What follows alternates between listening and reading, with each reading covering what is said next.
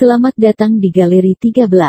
Kembali lagi saya akan memberikan contoh soal P3KPGSD berdasarkan masukan teman-teman yang mengikuti ujian pada tahap pertama. Jangan lupa subscribe, like, komen serta nyalakan lonceng notifikasi agar teman-teman tidak ketinggalan video dari saya. Langsung saja. Soal pertama. Perhatikan pernyataan berikut. 1. Dapat merambat melalui zat padat. 2. Dapat merambat melalui ruang hampa. 3. Frekuensi yang dapat didengar manusia 20-20.000 Hz. 4. Merambat melalui air. Yang merupakan sifat bunyi adalah A. 1, 3, 4. B. 1, 2, 3. C. 2, 3, 4. D. 1, 2, 4. E. 1, 2, 3, 4.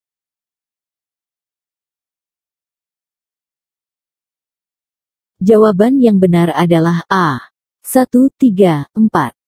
Sifat bunyi yaitu 1.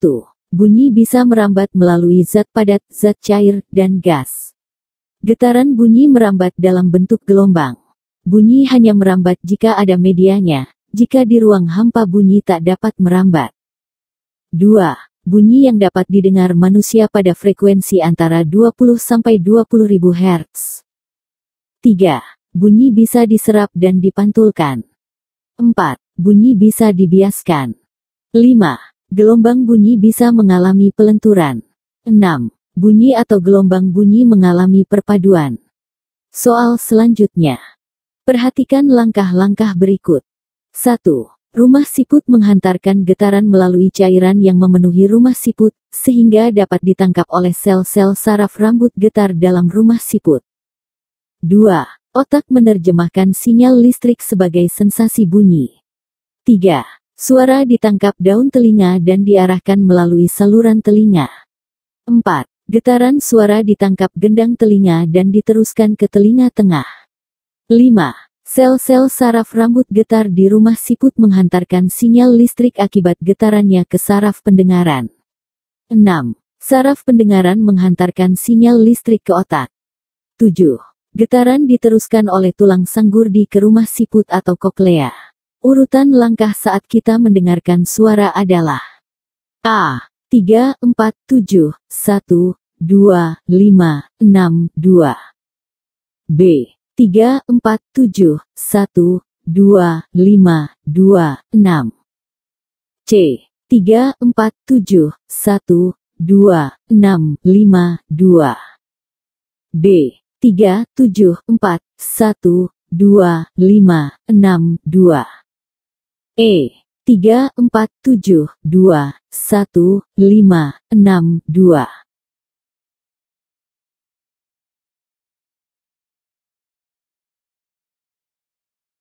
Jawaban yang benar adalah A.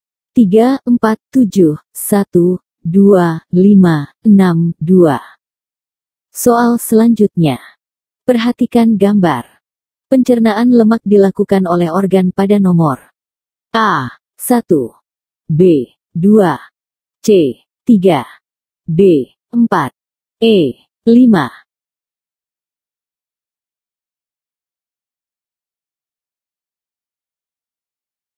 Jawaban yang benar adalah D. Nomor 4.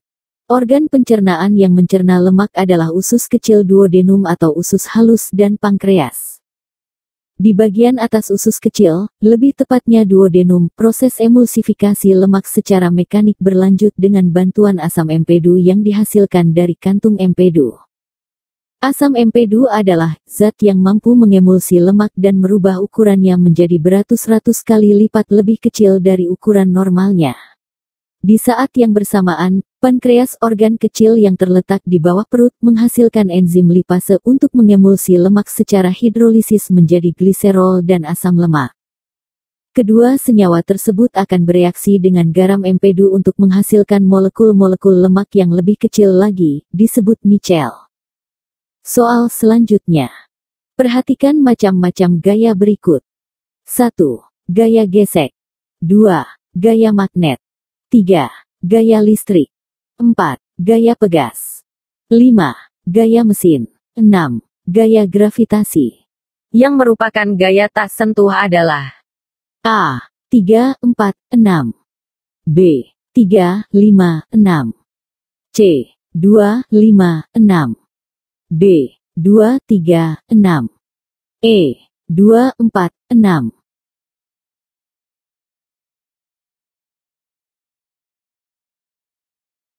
Jawaban yang benar adalah D. 2, 3, 6. Gaya sentuh adalah gaya yang memerlukan sentuhan untuk bisa timbul, contohnya, gaya gesek, gaya pegas, dan gaya mesin. Gaya tak sentuh adalah gaya yang tidak memerlukan sentuhan untuk bisa timbul, contohnya, gaya magnet, gaya listrik, dan gaya gravitasi bumi. Soal selanjutnya. Perhatikan pada gambar. fungsi organ pada nomor 4 adalah A. Mengeluarkan enzim amilase untuk pencernaan. B. Membantu pencernaan lemak dengan cairan empedu. C. Tempat penyerapan sari makanan. D. Tempat pembusukan sisa makanan. E. Memompa darah ke seluruh tubuh.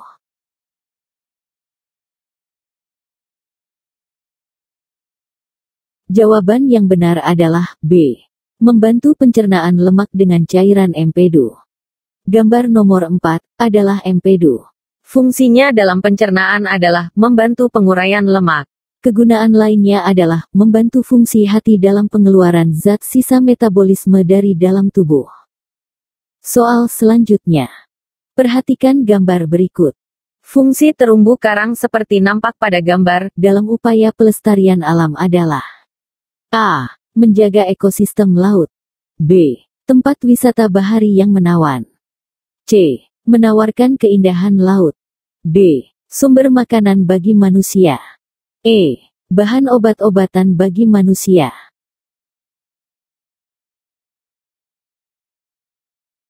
Jawaban yang benar adalah A. Menjaga ekosistem laut. Fungsi utama terumbu karang dalam pelestarian alam adalah menjaga ekosistem laut. Tempat tinggal yang ideal bagi hewan-hewan kecil, seperti kuda laut, ikan kerapu, ikan baronang, dan ikan kecil lainnya. Selain itu, terumbu karang juga menjadi sumber makanan bagi hewan-hewan tersebut. Terumbu karang mampu menahan dan memperlambat arus ombak yang datang ke pesisir. Soal selanjutnya. Proses penetasan telur oleh ayam oleh mesin penetas terjadi perubahan energi. Perubahan energi tersebut adalah A. Listrik menjadi kalor. B. Kalor menjadi listrik. C. Gerak menjadi kalor. D. Potensial menjadi kalor. E. Cahaya menjadi kalor.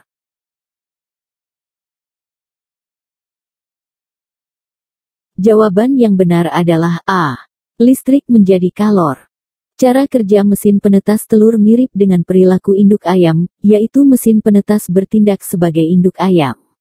Pada penetasan telur secara alami oleh induk ayam, panas kalor merambat dari tubuh induk ayam ke telur. Cara perpindahan kalor melalui zat padat ini disebut peristiwa konduksi. Dalam mesin penetas telur terjadi perubahan energi listrik menjadi energi panas atau kalor. Perpindahan panas secara konduksi terjadi dari mesin penetas ke telur. Selanjutnya, energi panas diserap oleh telur, dan berubah menjadi energi kimia di dalam embrio telur agar dapat melangsungkan proses pertumbuhan dan metabolisme dengan baik. Soal selanjutnya. Perhatikan keterangan berikut. A dapat menempuh jarak 1 km dalam waktu 15 menit. B dapat menempuh jarak 4 km dalam waktu 20 menit. C dapat menempuh jarak 2 km dalam waktu 20 menit. D dapat menempuh jarak 0,5 km dalam waktu 6 menit. Urutan dari yang memiliki kecepatan terendah sampai tertinggi adalah A. ADCB. B. BCDA. C. CBAD. D. ABCD. E. DCBA. Jawaban yang benar adalah A. ADCB.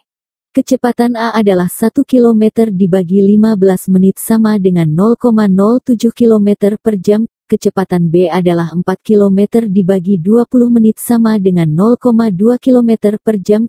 kecepatan C adalah 2 km dibagi 20 menit sama dengan 0,1 km per jam.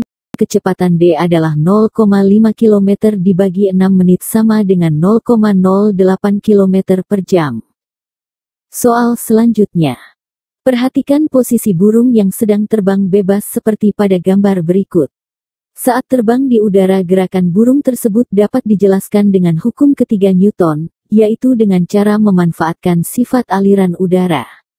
Perbandingan besarnya gaya aksi dan reaksi antara burung dengan udara yang benar adalah A. Sama, sehingga burung dapat terbang dengan stabil di udara. B. Berbeda, sehingga burung dapat melayang di udara. C. Sama, karena gaya yang dimilikinya melebihi besar gaya gesekan udara. Maka, burung dapat maju ke depan. B. Berbeda, karena gaya yang dimilikinya lebih kecil dari gaya gesekan udara. Sehingga, burung dapat maju ke depan. E. Berbeda, sehingga burung dapat terbang dengan stabil di udara. Jawaban yang benar adalah C. Sama, karena gaya yang dimilikinya melebihi besar gaya gesekan udara. Maka, burung dapat maju ke depan. Berdasarkan hukum ketiga Newton, di mana berlaku, maka perbandingan besarnya gaya aksi dan reaksi antara burung dengan udara adalah sama karena gaya yang dimilikinya melebihi besar gaya gesekan udara. Maka, burung dapat maju ke depan. Pada fenomena burung yang sedang terbang, gerak kepakan pada sayap disebut dengan gaya aksi. Sementara, gaya reaksinya adalah balasan dari udara dengan besar gaya yang sama. Namun, besar gaya aksi tersebut melebihi besar gaya gesek udara. Maka, burung pun saat terbang bisa untuk melaju ke depan. Soal selanjutnya. Perhatikan langkah-langkah pembelajaran sebagai berikut. 1. Menguji hasil. 2. Pertanyaan mendasar. 3. Pemberian rangsangan. 4. Mendesain perencanaan produk. 5. Memonitor keaktifan dan perkembangan proyek. 6. Menyusun jadwal pembuatan. 7. Evaluasi pengalaman belajar. 8. Orientasi masalah. Urutan langkah project based learning adalah A. 8, 4, 6, 5, 1, 7. B. 3, 4, 6, 5, 1, 7. C. 2, 4, 6, 5, 1, 7. D. 8, 6, 4, 5, 1, 7. E. 3, 6, 4, 5, 1, 7.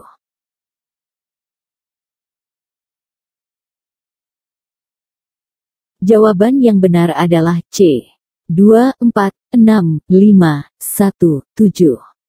Demikianlah soal FRPGSD di kesempatan kali ini. Jangan lupa subscribe, like, serta nyalakan lonceng agar teman-teman tidak ketinggalan video selanjutnya. Terima kasih telah menonton. Berjumpa kembali di video-video selanjutnya.